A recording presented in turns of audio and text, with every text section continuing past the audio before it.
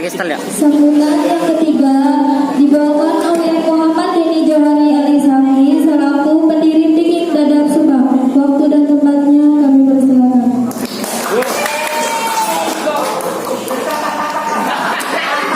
Kantong.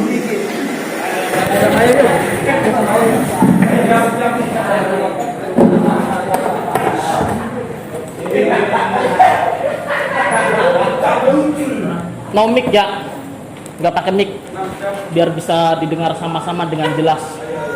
Assalamualaikum warahmatullahi wabarakatuh. Alhamdulillahirabbil alamin wa bihi nasta'in wa ala umuri dunya waddin wassalatu wassalamu ala asrofil anbiya'i wal mursalin wa ala alihi wa sahbihi ajmain amma ba'du. Rabbi shrah li sadri wa yassir li amri wahlul 'uqdatam min lisani yafqahu qawli. Pertama-tama, marilah kita panjatkan puja-puji syukur kita terhadap Allah Subhanahu wa Ta'ala yang sudah mempertemukan kita pada malam hari ini dengan keadaan sehat walafiat, serta sholawat dan salam tidak lupa kita curahkan kepada baginda alam, baginda besar kita Habibana Rasulullah Sallallahu Alaihi Wasallam. Semoga kita selalu mendapatkan syafaatnya sampai yaumul kiamah. Amin. Yang saya hormati Ketua Panitia Pelaksana, yang saya hormati Ketua Viking Dadap Subang, yang saya hormati para anggota dan para mantan anggotanya, yang tidak bisa saya sebutkan satu persatu. Tapi insya Allah itu tidak mengurangi rasa hormat saya kepada kalian yang sudah menyempatkan waktunya untuk hadir pada malam hari ini. Berhubung doa dan harapan untuk Viking Dadap Subang sudah disampaikan oleh para penyambut-penyambut sebelumnya, maka saya ingin menyampaikan sesuatu yang beda, yang mungkin tidak kalah pentingnya tentang penyampaian-penyampaian oleh para penyambut sebelumnya, yaitu tentang Pilkada serentak 2021. Saya mengetahui memang politik dan sepak bola itu bagaikan dua unsur yang sulit untuk dipertemukan, bahkan tidak boleh untuk disatukan. Tapi itu semua akan tetap saya sampaikan, dan saya ingin berharap mudah-mudahan penyampaian saya, pesan damai saya ini bisa membawa dampak positif untuk kita semua. Mendekati Pilkada serentak 2021, mari kita bersama-sama memilih pemimpin yang amanah, pemimpin yang jujur, pemimpin yang baik, pemimpin yang tegas, pemimpin yang bisa membawa perubahan untuk desa yang kita cintai ini. Serta kita sebagai para anak-anak muda, sebagai generasi muda, sebagai bentengnya desa, sebagai tamengnya desa, kita bersama-sama untuk mensosialisasikan perdamaian, untuk menyebarkan perdamaian, untuk menularkan virus perdamaian, serta bersama-sama untuk menolak provokasi, menolak intimidasi, menolak argumentasi, baik di sosial media ataupun di dunia nyata. Karena pada sejatinya Allah itu maha baik, takdirnya tidak akan pernah salah. Siapapun yang akan menjadi pemimpin selanjutnya, percayalah, itu sudah ada dalam garisan kodratnya.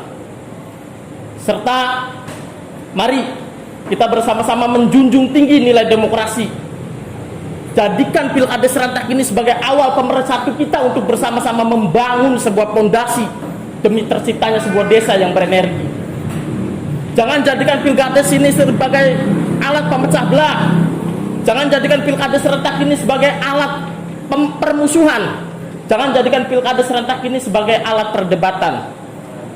Yang saudara tetaplah saudara, yang kawan tetaplah kawan, yang tetangga tetaplah tetangga. Beda pilihan jangan dijadikan perdebatan. Dan kita sebagai para anak-anak muda, para generasi muda, jadilah anak muda yang pintar, jadilah anak muda yang cerdas, jadilah anak muda yang berguna untuk desa, bangsa, dan negara. Karena Bung Karno pernah mengatakan, saya lebih senang melihat anak muda yang merokok dan minum kopi sambil berdiskusi tentang bangsa ini, daripada anak muda yang kutu buku, yang hanya memikirkan dirinya sendiri.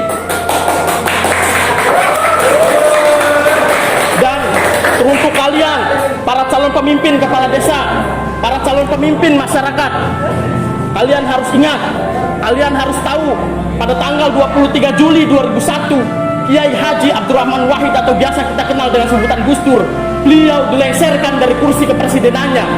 Ribuan atau bahkan jutaan simpatisan Gus Dur datang ke Istana Negara dengan dalih mempertahankan Gus Dur, dengan tekad membela Gus Dur. Tapi pada saat itu juga, ketika Gus Dur mengetahui hal tersebut, ia justru melepaskan jabatannya, ia meletakkan jabatannya, ia menyerahkan jabatannya, dan ia mengatakan tidak ada satu jabatan yang patut dipertahankan dengan mengorbankan rakyatnya. Karena pada sejatinya jabatan tidak untuk dibela mati-matian, jabatan tidak untuk dibela habis-habisan, jabatan tidak untuk dibela dengan pertengkaran. Karena ada yang lebih penting dari jabatan, yaitu kemanusiaan.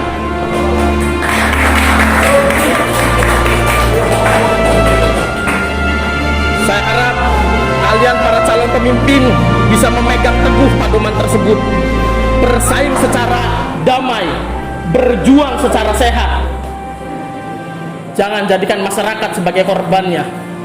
Saya, Muhammad Denny Johari, ingin desa yang kita cintai mendekati pilkada serentak ini bisa aman dan kondusif. 20 November 2021. Terima kasih.